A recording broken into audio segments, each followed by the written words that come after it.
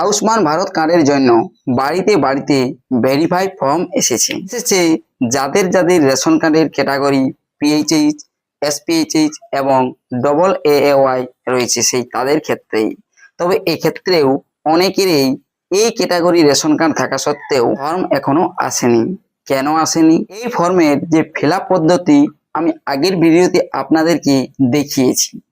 তবে এই ভিডিওটি করার উদ্দেশ্য হচ্ছে যে এই ফর্ম ফিল আপের সময় কিছু কিছু সন্দেহ দেখা যাচ্ছে, সেই সন্দেহগুলো দূর করব। যেমন ফর্মটিতে অনেকের অ্যাড্রেস দেওয়া রয়েছে, আবার অনেকের অ্যাড্রেস দেওয়া নাই, এবং আরো দেখা গিয়েছে যে ফর্মে হেড অফ দ্য ফ্যামিলি যেটি দেওয়া রয়েছে তিনি মৃত বা মারা গিয়েছেন। সেক্ষেত্রে আপনি কি করবেন?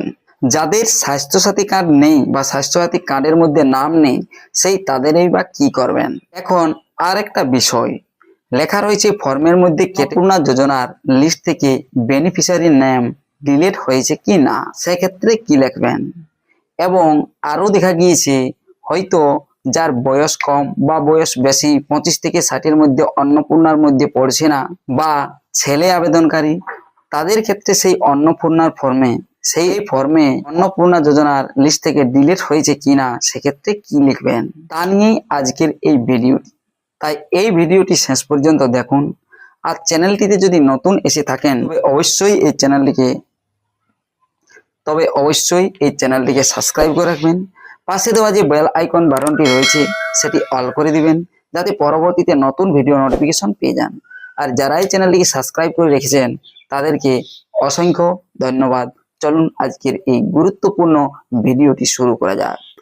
আয়ুষ্মান ভারত কার্ডের প্রি ফিল্ড ফর্মে দেখা গিয়েছে যে ফুল অ্যাড্রেস যে লেখাটি রয়েছে, এখানে কিছু জনের অ্যাড্রেস লেখা রয়েছে, আবার কিছু জনের অ্যাড্রেস লেখা নাই। সেক্ষেত্রে আপনারা যাদের লেখা নাই অ্যাড্রেস, তারা অ্যাড্রেসটি লিখে দেবেন। ফুল অ্যাড্রেস যেভাবে লিখতে বলেছে সেভাবে লিখবেন। আর একটি পয়েন্ট দেখা গিয়েছে কি না, ফ্যামিলি হেড নেম দেখতে পাচ্ছেন, এই ফ্যামিলি হেডের নামটি জিনার রয়েছে পরিবারের মধ্যে তিনি মারা গিয়েছেন, তাহলে কি করবেন?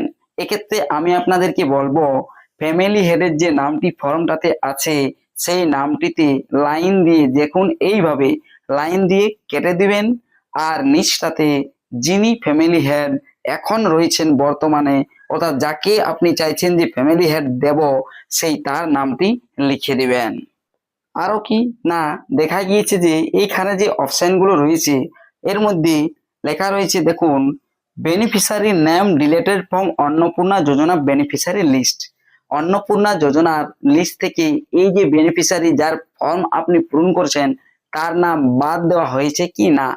এক্ষেত্রে এখন আপনারা অনেকেই সবাই আবেদন করেছেন অন্নপূর্ণা যোজনার জন্য, কার নামে টাকা আসছে বা কার নামে আসবে না এখন জানেন না। সেক্ষেত্রে কি করবেন? এক্ষেত্রে নো অপশনেই টিক মার্ক দিবেন, অথবা আপনি আপনার আশা দিদিমণির কাছ থেকে একটু এ ব্যাপারে জেনে নেবেন।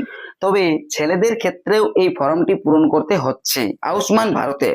এই ফর্মে আজ সেই যেটি লেখা রয়েছে অন্নপূর্ণা যোজনা থেকে নাম ডিলিট কি না, এগুলো কি করবেন? তাহাদের ক্ষেত্রে আপনাদেরকে কিছু টিকমার্ক দিতে হবে না, দুটো ঘরের একটি তো টিকমার্ক দেওয়ার দরকার নেই, কারণ তাহাদের তো অন্নপূর্ণা যোজনা নিয়ে কোনো প্রশ্নই থাকছে না।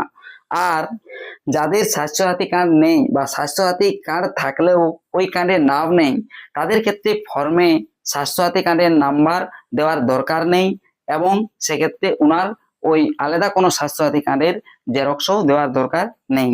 আবার এমনটাও দেখা গিয়েছে পিএইচএইচ, এসপিএইচএইচ এবং এএওয়াই ক্যাটাগরি রেশন কার্ড থাকা সত্ত্বেও অনেকেরই ফর্ম আসেনি।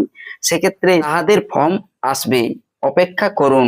একেবারে সব দেওয়া সম্ভব নয়, বা একেবারে হয়তো প্রিন্ট করা সম্ভব হয়নি, তাই যতগুলো প্রিন্ট করা হয়েছিল সেই ততগুলো দেওয়া হয়েছে।